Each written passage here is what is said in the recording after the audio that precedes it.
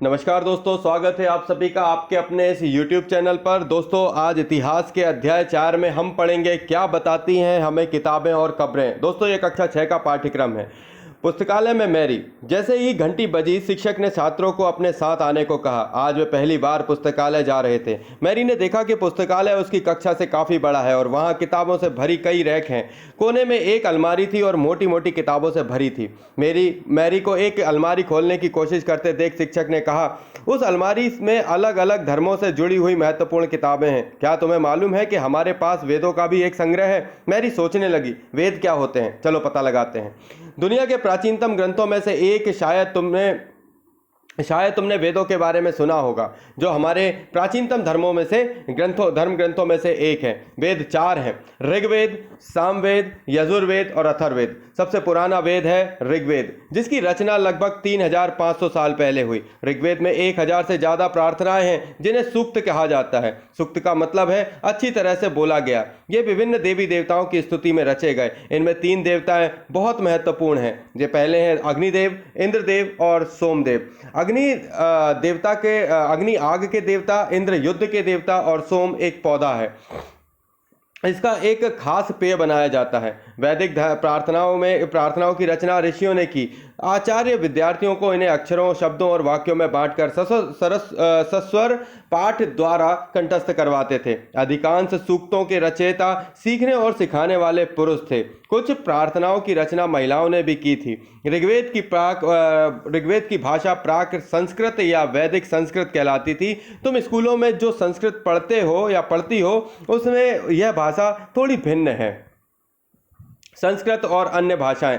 संस्कृत भाषा भारोपीय यानी कि भारत यूरोपीय भाषा परिवार का हिस्सा है। भारत की कई भाषाएं असमिया, गुजराती, हिंदी, कश्मीरी और सिंधी की एशियाई भाषा जैसे फारसी तथा यूरोप की बहुत सी भाषाएं जैसे अंग्रेजी, फ्रांसीसी, जर्मनी, यूनानी, इतालवी, स्पेनिश आदि इसी परिवार से जुड़ी हुई हैं। उन्हें एक भाषा परिवार इसलिए कहा जाता है क्योंकि आरंभ में उनमें कई शब्द ऐसे थे, एक जैसे थे। उदाहरण के लिए मात्र एक संस्कृत वर्ड है, माँ हिंदी में, मदर अंग्रेजी में। इन शब्द को देखें। क्या तुम्हें इनमें से कोई समानता नजर आती है? उपमहाद्वीप के दूसरे भाषा परिवारों की भी भाषा बोली जाती है।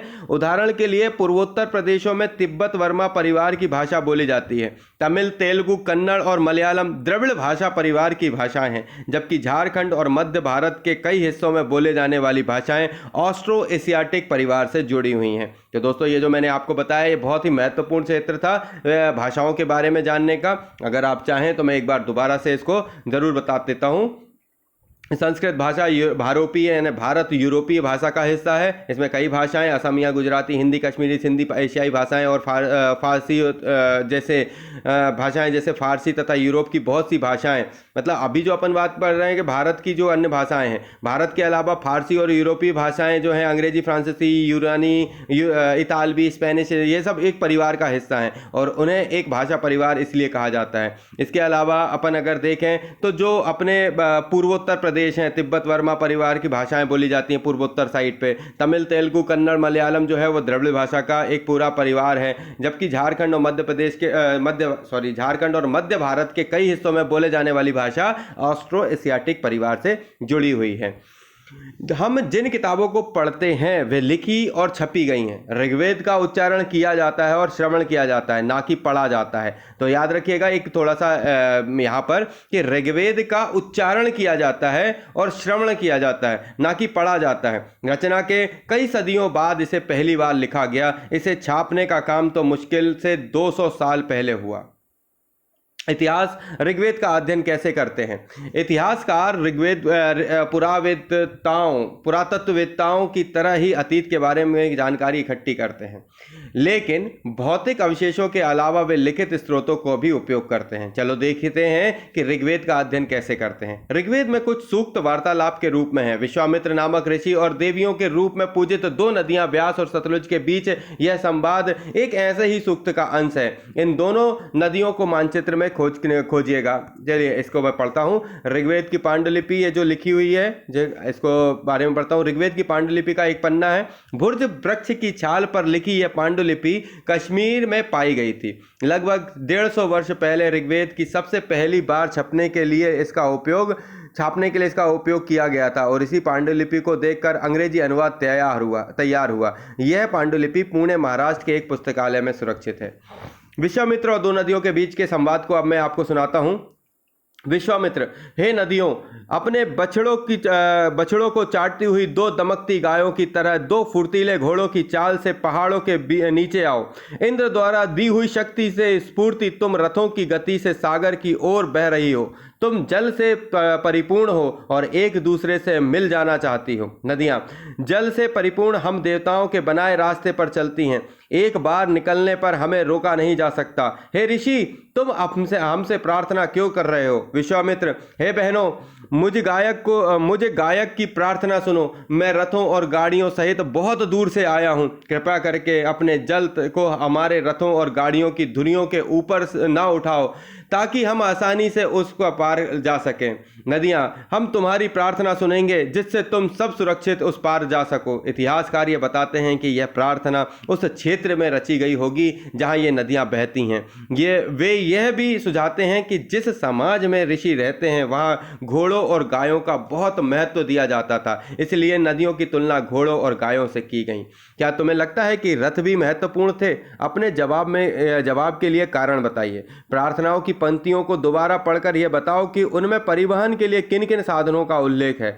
ऋग्वेद की प्रार्थनाओं में अन्य दूसरी नदियों, खासकर सरस्वती और सिंधु और उनका सहायक नदियों का भी जिक्र है। गंगा और यमुना का उल्लेख सिर्फ एक बार हुआ है। मानचित्र में एक में देखो कि ये ऐसी 5 नदियों की सूची बनाओ जिनके नाम ऋग्वेद में नहीं है। मवेशी, घोड़े और रथ। ऋग्वेद में मवेशी, बच्चों खासकर पुत्रों और घोड़ों की प्राप्ति के लिए अनेक प्रार्थनाएं हैं। मतलब ऋग्वेद में मवेशियों, बच्चों यानी कि खासकर पुत्रों और घोड़ों की प्राप्ति के लिए अनेक प्रार्थनाएं हैं। घोड़ों की लड़ाई में रथ खींचने के काम में लाया जाता था। मतलब घोड़ों को लड़ाई में रथ खींचने के लिए काम में लाया जाता था। इन लड़ाइयों में मवेशियां जीत कर लाए जाते थे। मतलब जो लड़ाई होती थी उसमें मवेशियों को जीत कर लाया जाता था। लड़ाइयां वैसे जमीन के लिए भी लड़ी जाती थी जहां अच्छे चारागाह हो या जहां पर जौ जैसी जल्दी तैयार हो जाने वाली फसलों का उपजाया जाता हो। कुछ लड़ाइयां पानी के स्रोत और लोगों को बंदी बनाने के लिए भी लड़ी जाती थी। युद्ध में जीते गए धन का कुछ भाग कौन रखता था? सरदार रख लेते थे। और कुछ हिस्सा कौन ले लेता था? पुरोहित को दिया जाता था। शेष धन आम लोगों में जनरली बांट दिया जाता था और कुछ धन यज्ञ करने के लिए प्रयुक्त होता था। यज्ञ की आग में आहुति दी जाती थी। ये आहुतियां देवी देवताओं को दी जाती थी। घी, अनाज और कभी कभार जानवर की भी आहुति इन्हीं में दे दी जाती थी। अधिकांश पुरुष इन युद्धों में भाग लेते थे। कोई स्थायी सेना नहीं होती थी, लेकिन लोग सभाओं में मिलते जुलते थे और युद्ध व शांति के विषय में सलाह मशवरा करते थे। वहां ऐसे लोगों को अपना सरदार चुनते थे जो बहादुर और कुशल योद्धा हो। वहां के लोग क्या थे? वहां ये ऐसे लोगों को अपना सरदार चुनते थे जो क्या हो? बहुत ही कुशल और बहुत ही बहादुर योद्धा हो। लोगों की विशेषता बताने वाले शब्द, लोगों का वर्गीकरण काम, भाषा, परिवार या समुदाय, निवास स्थान या सांस्कृतिक परंपराओं के आधार पर किया जाता था। लोगों को मतलब विभिन्न प्रकार के उनके काम धाम, इन सब चीज़ों से उनको पृथक उनके हिसाब से उनका आधार पर चुना जाता था या उनका परंपरा के अनुसार वर्गीकरण किया जाता था। ऋग्वेद में लोगों की विशेषता बताने वाले कुछ शब्द को देखो। ऐसे 2 समूह हैं जिनके वर्गीकरण काम के आधार पर किया गया। पुरोहित, जिन्हें कभी कभी ब्राह्मण कहा जाता था, तरह तरह के यज्ञ और अनुष्ठान करते थे। और दूसरे लोग थे राजा। ये राजा वैसे नहीं थे जिनके बारे में तुम बाद में पढ़ोगे या पढ़ोगी। ये ना तो बड़ी राजधानियों के महलों में रहते थे और ना इनके पास सेना थी और ना ही ये कर वसूलते थे। प्रायः राजा की मृत्यु के बाद उसका बेटा अपने आप ही शासक नहीं बन जाता था। पिछले अनुभाग को एक बार फिर पढ़ो और यह पता लगाने की कोशिश करो कि राजा क्या करते थे। जनता या पूरे समुदाय के लिए 2 शब्दों का इस्तेमाल होता था।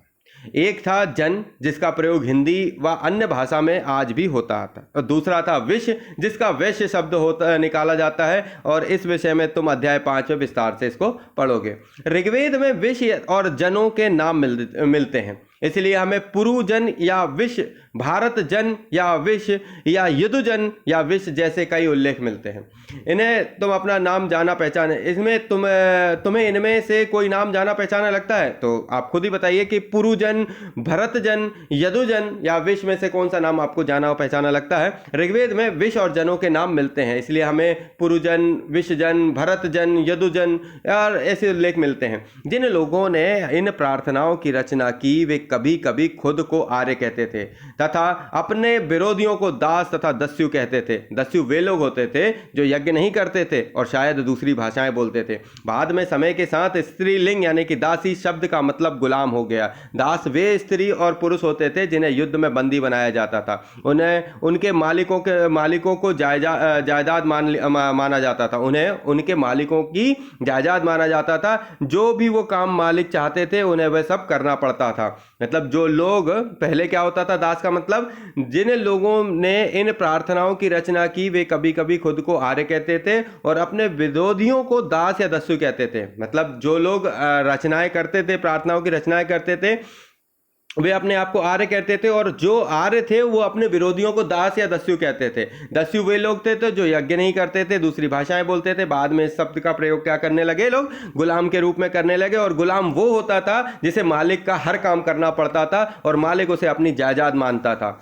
जिस युग में उपमहाद्वीप के उत्तर पश्चिम में ऋग्वेद की रचना हो रही थी, जिस युग में उपमहाद्वीप के उत्तर पश्चिम में ऋग्वेद की रचना हो रही थी, उसी समय दूसरी जगहों पर एक अलग तरह का विकास हो रहा था। देखो वह क्या हो रहा था, खामोश प्रहरी यानी कहानी महापाषाणों की, खामोश प्रहरी कहानी महापाषाणों की। अगले प्रश्न के चित्रों को अगर आप देखें तो ये शिलाखंड महापाषाण, बड़ा पाषाण पत्थर के नाम से जाने जाते हैं। ये पत्थर दफन करने की जगह पर लोगों द्वारा बड़े करीने से लगाए गए थे। महापाषाण कब्रें बनाने की प्रथा लगभग 3000 साल पुरानी है, यानी 3000 साल पहले शुरू की गई। यह प्रथा दक्कन, दक्षिण भारत, उत्तर पूर्वी भारत और कश्मीर में प्रचलित थी। कुछ महत्वपूर्ण महापाषाण पुरास्थल मानचित्र 2 में दिखाए गए हैं और कुछ महापाषाण जमीन के ऊपर दिखे गए हैं। कुछ महापाषाण जमीन के भीतर भी पाए होते हैं। तो ये जो मानचित्र था अभी अपन ने देखेंगे, उसके अलावा ये जो चीज़ें हैं वो अपन जानेंगे, अपन ने जो देखा हुआ था। आगे बढ़ते हैं अपन।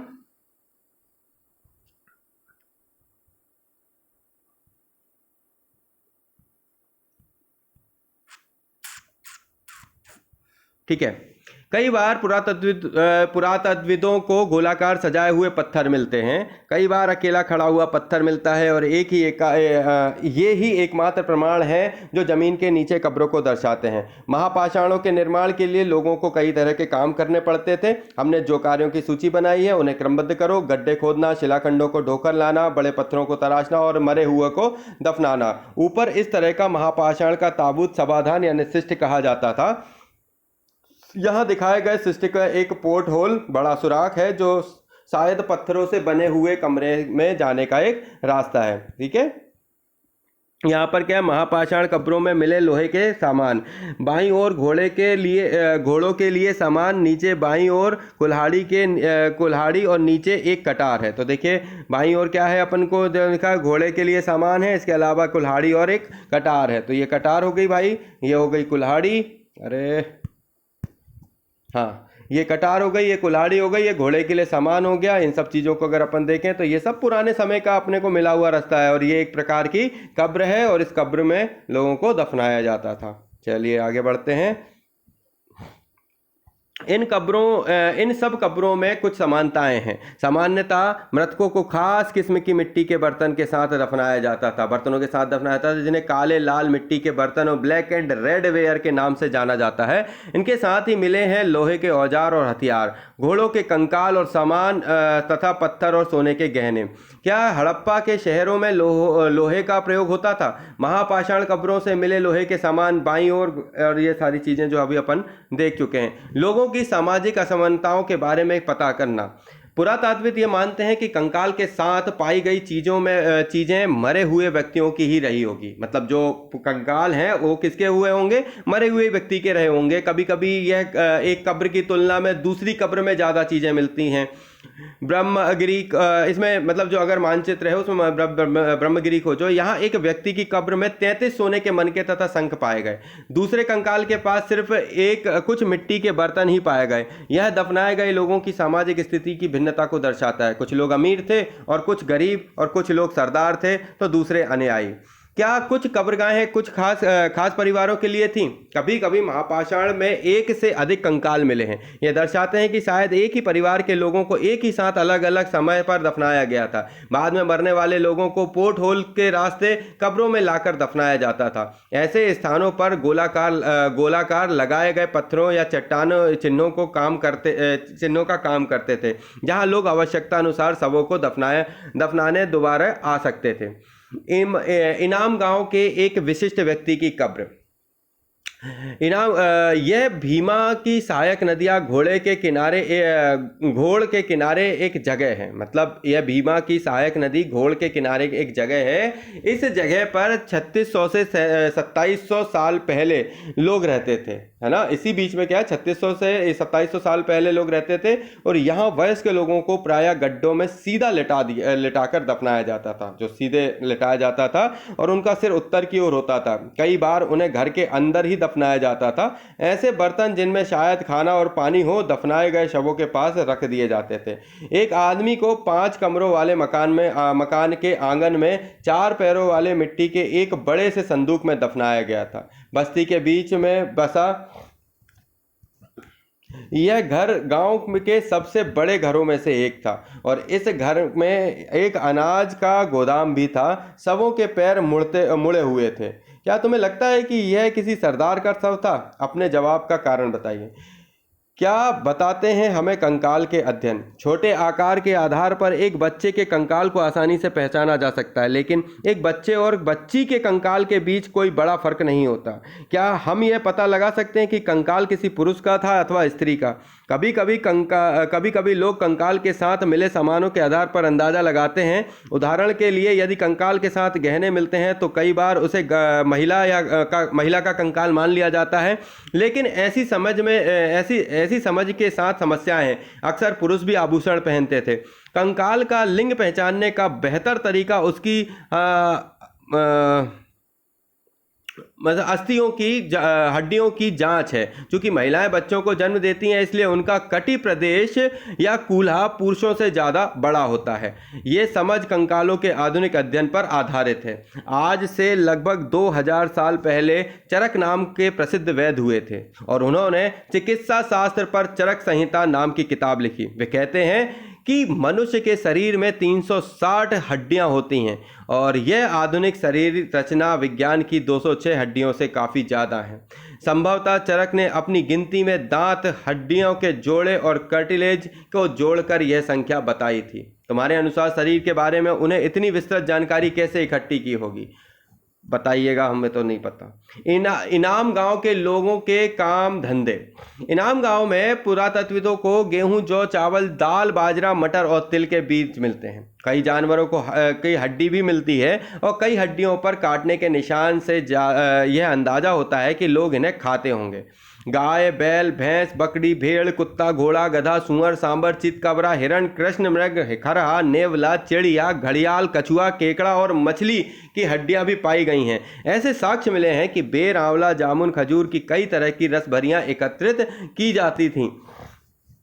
इस प्रमाण के आधार पर इनाम गांव के लोगों के काम धंधों की एक सूची बनाओ। अन्यत्र में और जानते हैं, एटलस में चीन को देखो। लगभग 3500 साल पहले हम यहाँ की लेखन कला के सबसे बड़े उदाहरण पाते हैं। यहाँ जानवरों की हड्डियों पर लिखा गया था। इन्हें भविष्यवाणी करने वाली हड्डियाँ कहा जाता था, क्योंकि यह मान्यता थी कि ये भविष्य बताती हैं। राजा लोग लिपिकारों से इन हड्डियों पर सवाल लिखवाते थे। क्या वे युद्ध जीतेंगे? क्या फसलें अच्छी बच्ची होंगी, क्या उन्हें पुत्र होंगे, और फिर इन हड्डियों को आग में डाल दिया जाता था जहां इनकी गर्मी से चटक कर दरारें पड़ जाती थी। भविष्यकर्ता इन दरारों में को बड़े ध्यान से देखकर भविष्यवाणी करने की कोशिश करते थे। जैसा शायद तुम भी सोच रहे होगे कि भविष्यवक्ता कभी कभी गलती भी करते होंगे। ये राजा शहर के महल बनाकर रहते थे, मतलब ये राजा शहरों में महल बनाकर रहते थे। उन्होंने बेशुमार दौलत इकट्ठी कर ली थी और इनमें बड़ी बड़ी नक्काशी किए हुए कांसे के बर्तन शामिल थे, लेकिन वे लोहे का इस्तेमाल करना नहीं जानते थे। ऋग्वेद के राजा और इन राजाओं के बीच क्या फर्क था बताओ। कल्पना करो कि तुम 3000 वर्ष पहले के इनाम गांव में रहती हो। पिछली रात सरदार की मृत्यु हो गई। आज तुम्हारे माता पिता दफन की तैयारी कर रहे हैं। यह बताते हुए कि सारे दृश्य का वर्णन करो कि अंतिम संस्कार के लिए कैसे भोजन तैयार किया जा रहा है। तुम्हें यह लगता है कि खाने में क्या दिया जाएगा। इसके अलावा उपयोग की बातें, जो उपयोगी शब्द अपन ने पढ़े, वेद, प्रार्थना, भाषा, रथ, यज्ञ, राजा, दास, महापाषाण, कब्र, कंकाल और लोहा। कुछ इंपॉर्टेंट तिथियों के बारे में जाने। वेदों की रचना का आरंभ हुआ 3500 साल पहले, लगभग 3500 वर्ष पहले। महापाषाण युग की शुरुआत हुई 3000 साल पहले। इनाम गांव में कृषकों का निवास 3600 से लेके 2700 साल पहले। चरक लगभग 2000 साल पहले। तो ये पूरे सेक्शन को अपन ने कंप्लीट किया। यहाँ पर अपन ने बहुत सारी चीज़ें जानी, देखी, समझी और इस इतिहास के इस सेक्शन को अपन ने जाना। तो दोस्तों ये जो पूरा सेक्शन था, इस पूरे सेक्शन में अपन ने इनाम गांव के बारे में जाना, इतिहास में ऋग्वेद के बारे में जाना, ऋग्वेद क्या होता है, ऋग्वेद में कौन से सूक्त क्या होते हैं, कैसे पढ़ाया जाता है, कैसे इनकी रचना हुई, इनमें किन किन चीज़ों के उल्लेख है, इनमें किस देवता की प्रधानता है, अग्नि, इंद्र या सोम का, इन तीनों देवता की प्रधानता है। सूक्त का मतलब होता है अच्छी तरह से बोलना। ये सब चीज़ें हमने पढ़ी और बहुत सारी चीज़ें हमने जानी। तो दोस्तों ऐसी अच्छी बातें, अच्छी जानकारी हम आप तक लेकर आते रहेंगे। एनसीईआरटी का तारतम्य लगातार जारी रहेगा। अध्याय 4 आज समाप्त होता है। इतिहास के नए अध्यायों के साथ आपके साथ पुनः मिलेंगे दोस्तों। तब तक, जब तक हमारे पास कुछ खास नया नहीं है, लेता हूँ आपसे इजाज़त। जय हिंद, जय भारत। थैंक यू दोस्तों।